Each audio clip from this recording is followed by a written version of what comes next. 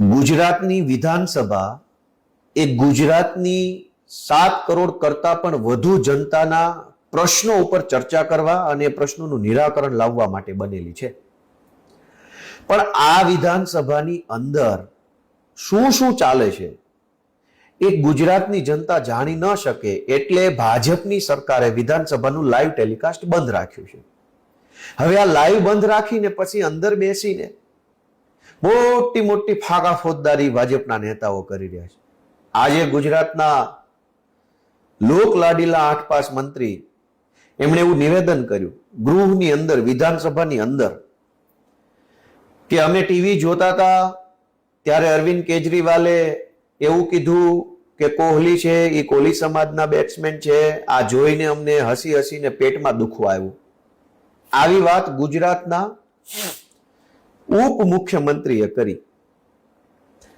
પણ તમે તો ટીવી જોઈને હસીને પેટમાં દુખતું હશે. અમે તો રોજ ગૃહની અંદર બેસીને તમને જોઈએ ત્યાં અમારા પેટ દુખી જાય છે. અમારે ક્યાં કહેવા જવાનું? કોને કહેવાનું કે આ શું ધંધો, શું તમાશો ચાલે છે?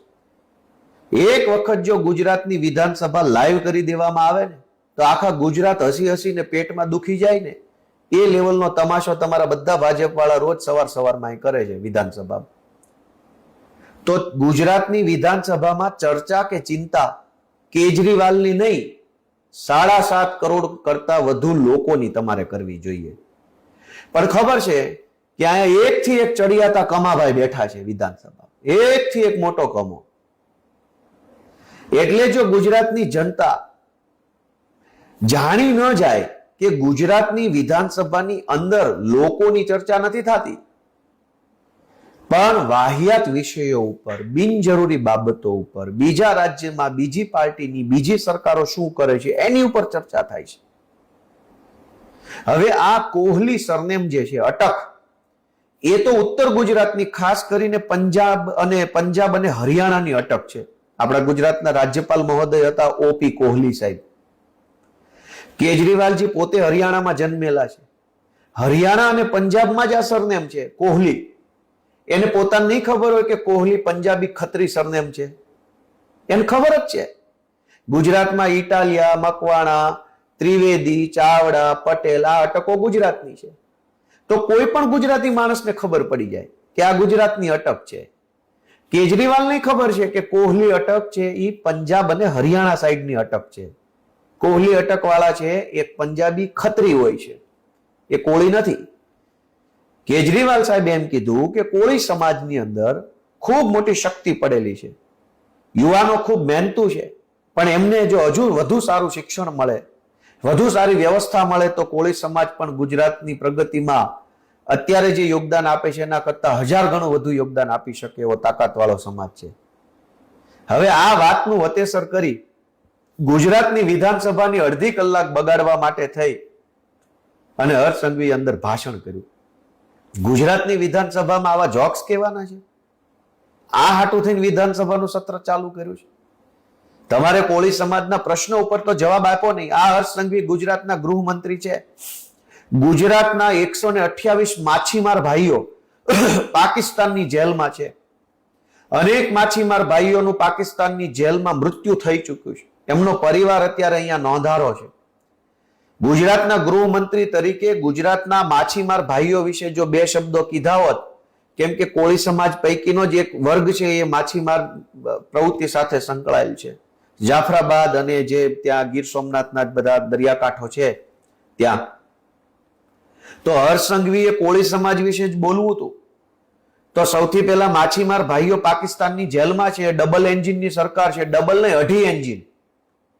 વડાપ્રધાન ભાજપના, મુખ્યમંત્રી ભાજપમાં અને એક નાયબ મુખ્યમંત્રી, એટલે અડધું એન્જિન ગણવાનું. 2.5 એન્જિનની સરકાર છે. તો પાકિસ્તાનની જેલમાંથી 2.5 એન્જિનની સરકાર આપણા માછીમાર ભાઈઓ છોડાવી શકતી નથી અને વિધાનસભાની અંદર મજાક મશ્કરી કરો છો. શરમ નથી આવતી? શરમ આવવી જોઈએ, શરમ. તમે લોકો રોજ સવારે વિધાનસભાની અંદર જે મજાક મસ્તી હી હા ટાઈમપાસ કરો છો ને, ગુજરાતની જનતા જે દિવસે જાણી જશે ને તે દિવસે લુગડા ફાડી નાખવાની છે પબ્લિક. હા, અમે અમારી નજરે જોઈએ છે ને તો અમને એટલું બધું દુઃખ થાય છે કે શું તમાશો ચાલે છે. એકવાર કરો લાઈવ જો પાણી વાળા હોવ તો. અને તમને કેટલું બોલતા આવડે છે ગુજરાતની જનતા જાણે. બાળક બોલી શકો છો, બાળકીઓ બોલી શકો છો. તમારા બોલવાના ઠેકાણા નથી. કેજરીવાલનો ક્યાં કકળાટ માંડ્યો છે? દોસ્તો, આજે મારે બહુ દુઃખ સાથે કહેવું પડે છે કે કોળી સમાજનો મસીહા બનવાની હર્ષ સંઘવીએ કોઈ કોશિશ કરવાની જરૂર નથી. કારણ કે મેં વિધાનસભામાં પ્રશ્ન ઉપસ્થિત કર્યો છે કે કોળી સમાજનું આસ્થાનું સ્થાન એવા સંત શ્રી વેલનાથ બાપુ, વડજોગી વેલનાથ કહેવાય એવી લોકવાયકા છે કે વેલનાથ બાપુનો જન્મ જુનાગઢ તાલુકાના પલાસવા ગામે થયેલો. આ પલાસવા ગામ અમારી વિસાવદર વિધાનસભાની બોર્ડરનું ગામ છે. ત્યાં સંત શ્રી વેલનાથ બાપુનો ધૂણો આવેલો છે. આખા ગુજરાતનો કોળી સમાજ માંધાતા ભગવાન અને વેલનાથ બાપુને ખૂબ માને છે. આજ હર્ષ સંઘવીની સરકાર છે, વેલનાથ બાપાના ધૂણાનું રિનોવેશન કેમ નથી કરતા? પવિત્ર યાત્રાધામમાં વેલનાથ બાપુનો ધૂણો સામેલ કેમ નથી કર્યો? વેલનાથ બાપાનો ધૂણો આખા ગુજરાતમાં કોળી સમાજની આટલી મોટી સંખ્યા છે, વેલનાથ બાપુને માને છે. આ વેલનાથ બાપુના ધૂણાના મેં દર્શન કર્યા છે અને મને કહેતાય તે ખુશી થાય છે કે વેલનાથ બાપુના લગ્ન છે એ અમારા વિસાવદર વિધાનસભાના જ એક ગામમાં થયા હતા. અને વેલનાથ બાપુનો ધૂણો જે છે એ પણ વિસાવદરની બાજુમાં આવ્યો છે.